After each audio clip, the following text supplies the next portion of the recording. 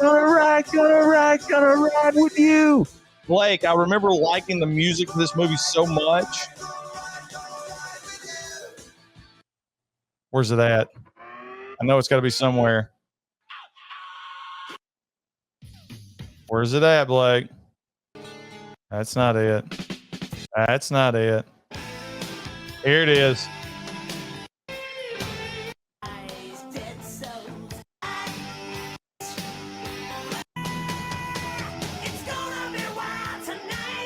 This song or Do You Want to Party?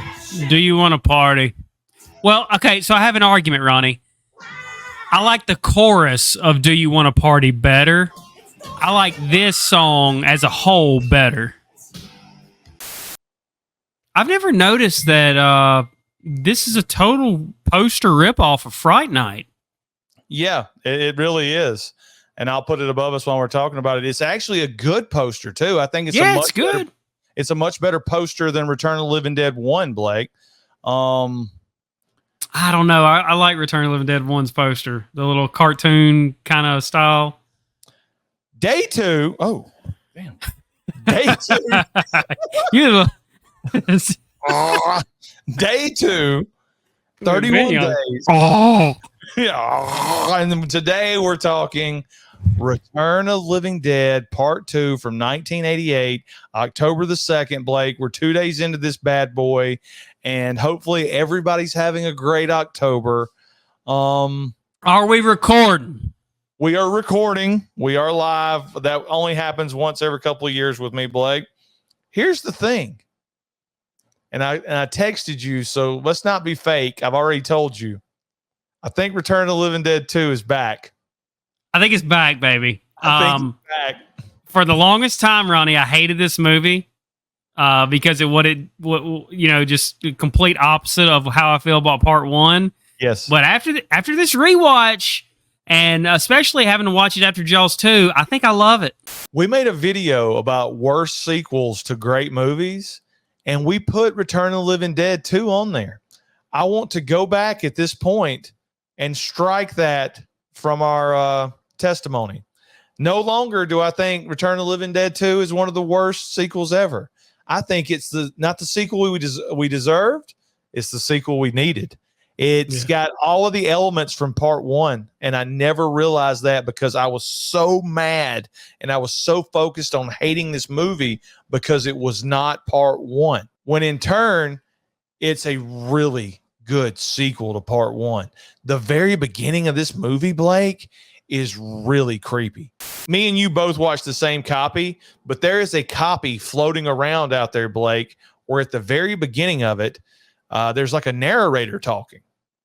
And it's really, and some people out there may like that version better. I think it sucks because when I think about Return of the Living Dead 2, I think about me going to the video store to rent it and me coming back here. I'm sure it was on a Friday or a Saturday evening and popping this in.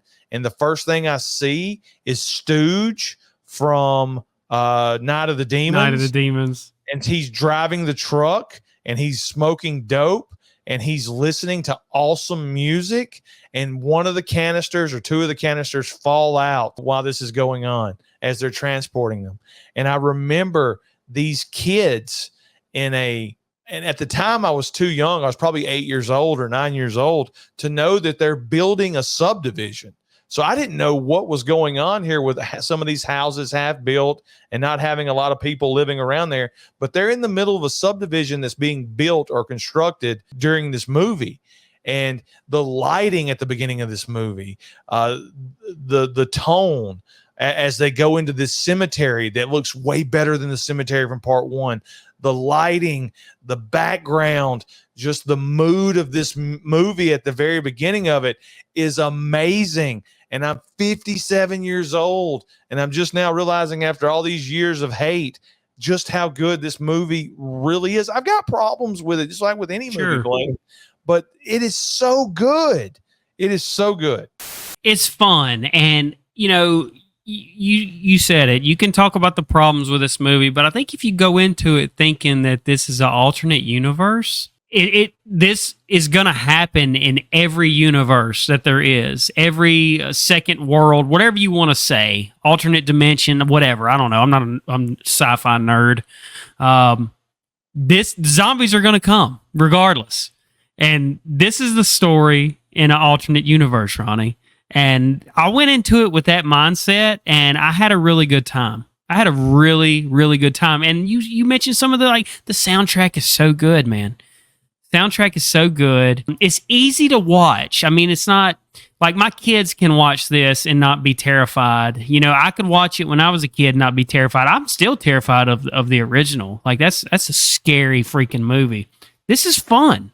I think that's the best description that we're going to find about this movie. It's fun. And I never really thought about the alternate universe type thing, Blake. I always just assumed that, you know, what happened in Kentucky happened in Kentucky, and that's the reason dudes like Christ, not again.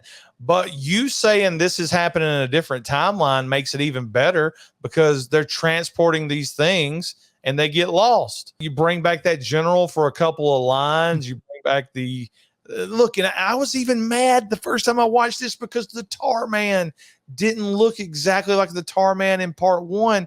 But as an adult now, I'm like, why would it? It's a completely different human being that got sludged. Of course he's going to look different. And right.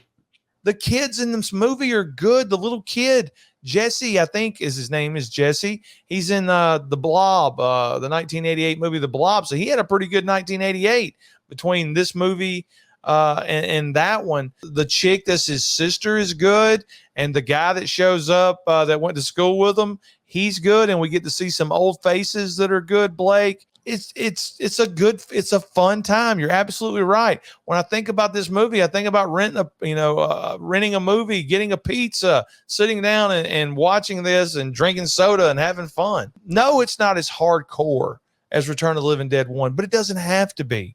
And I think the characters in this movie are just as memorable when you break them down as the characters in part one. Yeah, and that'll lead right into my first good, Ronnie, is we get more James Karen and Tom Matthews in this. I'm going with the alternate universe theory. I love that in every universe, these two end up together and they have a job that concerns that has to deal with the dead at some point or at some kind. Seeing James Karen back and seeing him freak out, you know, I said it before when we talked about Return of the Living Dead. I think he is so good playing a freaked out, hurt, sick zombie. I think he is so good. And it's a shame. Like, I don't know how old he was in 1988, but as a kid, I thought he was like late 50s. He was in a movie with Will Smith not too long ago. I guess it's been over 10 years now, called The Pursuit of Happiness, and he still looked good in that movie. Mm-hmm. RIP, R.I.P. It's a shame he's gone, but I don't feel like James Karen gets talked about enough. I love that dude. Another, and this is an extended part of my good, is I feel like we get more Tom Matthews in this movie. I feel like we get more acting from Tom Matthews. By the way, much sexier version of Tom Matthews in this movie than we got in 85 too. Just so effing gorgeous. Still waiting on Vinny to hook us up with Tom's AOL screen name so we can reach out to him. When I made my notes, I didn't do my traditional good, bad, and ugly, but I have good, bads, and uglies. But I guess my first good is the setting, because it feels like everything is a million miles from everything else. It feels like they're isolated just in part one, just like in part one with these zombies. And we later find out that the army has come through and evacuated the town, which means that these guys are doing some good. They're evacuating all the local towns where these canisters could have reached. And the setting is great. When the movie starts, it's got this orange tint to the sky. You really don't know where this is taking place at. It looks like some desert town. It might almost be Mexico. The abandoned town later in the movie, the abandoned houses, the abandoned hospital, the abandoned meat market that they go to that's got all the brains, the little tunnel that they lead them into where they electrocute everybody after they find out how to kill them. It's really good. It's done really well because it couldn't have cost a lot of money to have these set pieces, and they work tremendously for this movie. And it was also cool, and I don't know if this is one of your goods or not, but it was also cool that in this movie they give you a way to kill these things, and it's electricity. So I really like that. Yeah, because really all we get in the original is you burn them up, but by burning them up, it creates some kind of gas or toxin that goes into the air and causes the acid rain that brings them back even more back to life. So yeah, that's pretty cool. My second good is the practical effects, Ronnie. I feel like I could be wrong, and it just be like a recency bias, but I feel like we get more effects with the zombies in this one than we do in the original. Like, not Tina. Tina's in the original. I forget the girl, Brenda. Brenda like mashes the zombie's face. She has a couple of scenes where she interacts with a zombie and like tears his jaw off and stuff. And I just think it looks so good compared to like when you watch Walking Dead. You know, you can just tell it's CGI or whatever. Really good job with the practical effects in this one. I remember thinking when I was watching it as an 8 or a 9-year-old, and I think she punches one in the mouth, and like you see like greenish seaweed type stuff and like green juice flow down. And for some reason that annoyed me as a kid. And I'm not going to repeat myself a million times during this review, but I think that goes back with me wanting to be exactly like part one. But you're absolutely right. A lot of these zombies have like distinct personalities in this one. Of course, it's leading right into my second good, Blake, is that the zombies have personalities. And normally that wouldn't be a good thing when you're wanting to watch a terrifying zombie movie, but it works in this one. In my notes, I do remember typing down that this movie was extremely creepy up until the moment that the zombies started making appearances. And that's when it started to get goofy. That's when you realized it was actually going to be more comedy-ish than horror-ish, if that makes sense. Because the zombies are getting their hands stepped on when they're coming out by other zombies. One gets his head stepped on. And like these zombies have different personalities that are really good. Like you just mentioned, one of them getting their jaw ripped off and like the tongue's going back and forth and he reaches for it. There's another scene where one is wrestling the young guy. I can't think of his name. He's the guy that goes, "Hey, student council, swim team." Almost. I mean, it was just great line. But anyway, he's wrestling this guy to the ground, and like the TV comes on of like the aerobics, and like you look over and the zombie's looking at it, just staring. And I laugh. They all stop what they're doing to watch. I laugh every time because this zombie goes from wanting to kill him and eat him to now it's staring at the TV, like just looking. Can you do an impression of the zombie that gets the screwdriver in the head? I was wanting to open the show with that. Get that. Hold on. Get that damn screwdriver out of my head. Get that damn screwdriver out my head. It's so creepy at the beginning of it because James Karen and Tom Matthews are grave robbers. James Karen's going in there and, you know, they touch on a little bit of what James Karen did in the first one, talking about skulls and things like that. But he's really just in there to steal the heads off bodies and steal the jewelry out of there. And they're not very good people. And they're driving a sweet van, by the way. Like that van was sweet. And they get caught up in there. Meanwhile, there are two bullies that live in this subdivision. And I should have talked about this when we first started the review. But one of the things about the mood and atmosphere of this movie is it's a lot about comic books. And this guy has to give the bullies comic books, and they let him into their club. And all that is they end up locking him in the cemetery, and he has to get out. When they find this container, the boys, Jesse runs off. The two kids, the other two bullies, they stay there, and the smoke hits them in the face, which I thought it was a real cool concept that they turn these kids into zombies at the start of this movie. So Jesse goes back after looking at one of his comic books where he sees the superhero going back to find the zombie or whatever, and he encounters the tar man in that little drain where the tank was. But he also gets the number to call the army. And he tries to call the army right off the bat, and the phone lines get disconnected. So unlike the characters in the first one, the characters in this one immediately wants to call the army to get this stuff settled, which I thought was great. The personalities on the zombies are really good. There's one wandering around the hospital, and when they call him, he's like, "Come to the hospital." And it's like a creepy devil voice type thing. You can tell they added in later. And Doc Mandel goes, or Mantel, whatever his name is, who's the president? Harry Truman. And he goes, all right, well, we ain't going there. So I love the personalities on the zombies, even at the end. All right, no more brains. You win for now. You got the Michael Jackson zombie whenever they're getting electrocuted for whatever reason. They put some dressed like Michael Jackson comes through there and he's like right here. It's good. I love it. And they all have the same voices in a way, because you still, like in part one, you could just hear random brains. And in this one, you can hear like random zombies screaming brains. And after they kill, one of the funniest scenes with the zombies is after they kill the guy from Shocker and that black guy they're soldiers, you hear like a Jeep coming, and there's like 40 zombies riding around on a Jeep, and like they pass by the kid, and one of them's pointing to go back and get that kid so he can eat him. I love the zombies in this movie, even though I do realize they're goofy and stupid and may have ruined the whole tone of the movie. I think they're great, though. I really like the zombies. I've come around on them, Blake. They're back. The Sarge has one of the best lines in the movie to me. He's like, well, send these dead son of a bitches back to hell. And I had to look up, Ron, the black guy next to him. I thought that was Julius from Friday 13th, Part 8. What was he in, Blake? Because I've seen him in something and I couldn't find any information about him. It says here he's just... Yeah, that's all it says. What did you think about the characters in this movie, Blake? For the longest time, I thought the old doctor was the stupidest character, but also I remember laughing at some of the scenes with him. Like, they need a car. So they run next door to Doc Mantel, or whatever his name is, the doctor's house. And he answers the door and he goes, and he sees the kid and he goes, hey, what are you doing? Shouldn't you be playing in the street? And he's always making these corny jokes. Like, he goes, we need your car now. And they grab him by the collar and he goes, why? Are we going somewhere? And I'm like, why is this dude so stupid?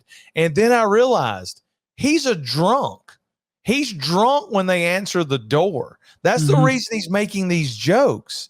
That's the reason he's constantly saying, zombies in the front, military in the back.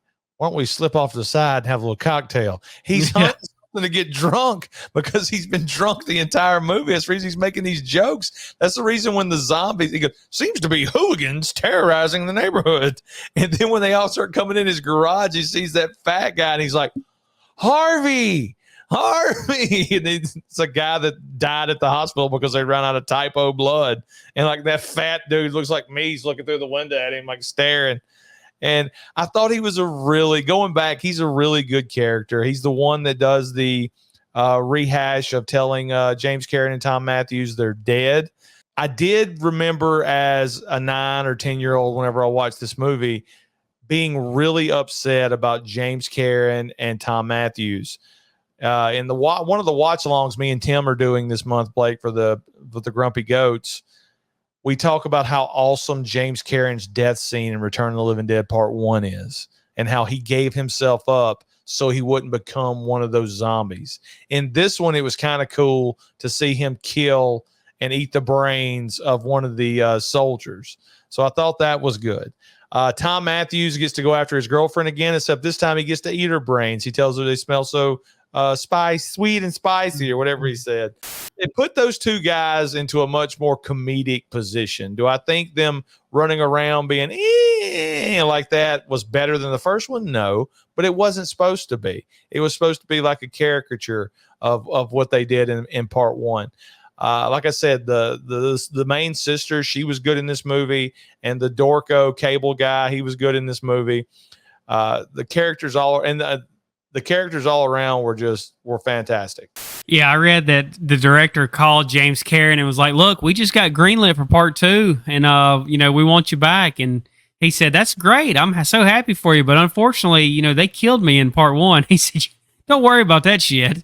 I love that story. My first bad, Ronnie, is going to be the doctor, and it's going to be for the opposite of everything you said. That's my first and only bad. I thought it was funny because I realized during this watch, too, that I didn't realize when I was a kid, that he is a drunk, and he always talks about getting a drink. Even at the end, he makes the joke about, how about we go for a bite?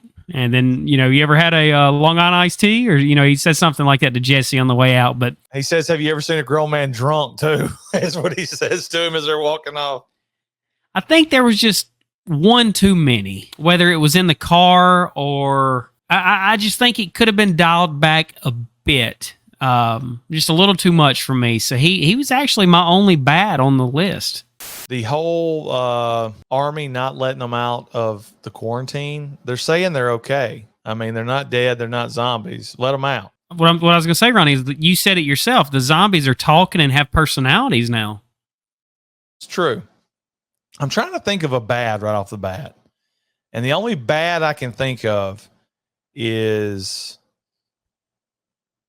some of the deaths are kind of stupid. It's almost like when Tom Matthews bites his girlfriend in the top of the head. She likes it. She's like, ooh, really the only thing. I mean, I don't even know if I have a bad after this rewatch, Blake. The ending scene could be a bad where that zombie's like, goodbye for now. But I mean, I've totally done a 180 on this movie that I can't think of anything I didn't like during this watch along. Maybe it was a little annoying with the brother and the sister, but that's how brother and sisters act, where she's locking him in a room and he's setting off a firebomb or whatever. I don't know. I mean, I was ready to come in here and really shit on the cable guy, Jesse's sister. I was ready to shit on their plan, because their whole plan is to get in a car and just drive. Yeah. But everywhere they go, they stop and they attract more zombies, and it's then I realized that even though they did that 5 or 6 times, that they are kids at the end of the day. They're dumb 17, 18-year-old kids, and they don't know what to do. I didn't really like the whole let's go to the meat plant and grab cow brains and get all the zombies in the town to follow us. Like, I thought that was a terrible idea, because am I wrong in thinking that they did that before they even had the electrocution plan? No, they figured it out whenever they shot that guy into the sign by the side of the road. When he gets pissed off that the zombies are eating everything at the pet store, and he goes, that's over the line, even though they've seen like 5 people die, and he runs into one electrocuted and he's dead. So that's their plan, is they know electricity kills them now, so they're going to electrocute all of them. That zombie was Doug Benson, by the way. Yeah, I saw that. That's stupid that he was in this movie. One part that I like, Ronnie, that we hadn't brought up yet is James Karen being terrified of being left. Don't leave me. And even when he's a zombie eating that guy on the road and Brenda tries to drive off, he's like, no. Yeah. It was fun. It was real fun. Blake, who's your ugliest person in this movie? It's me, Billy, the bully, the one who didn't require makeup after he turned into a zombie. What a ugly sack of shit kid. I was going to go with Billy, too, because Billy is one of the ugliest people ever to be in a movie. But since you used him, I'm going to say Harvey, the zombie that was squeezing through the door with his fat head. I thought he was really ugly and played the part great. He should have got an Oscar. So, Blake, that is Return of the Living Dead 2, and I'm so glad it's back. I've been mad at it since 89 or 90. It's back. We love it again. We love the characters. Now, do we take the dive and watch Return of the Living Dead 3? Because I've never seen that one. I've never seen Return of the Living Dead 3. Could it possibly be good? I don't know. I know the VHS box art ran me off immediately. So, anyway, hit us in the comments. What do you think about Return of the Living Dead Part 2? What are your good, bad, and who was the ugliest person in the movie? Hit us in the comments with everything we were wrong about. Are you having a great October? Hit us with that. All right. He's Blake. I'm Ronnie, and we're out of here.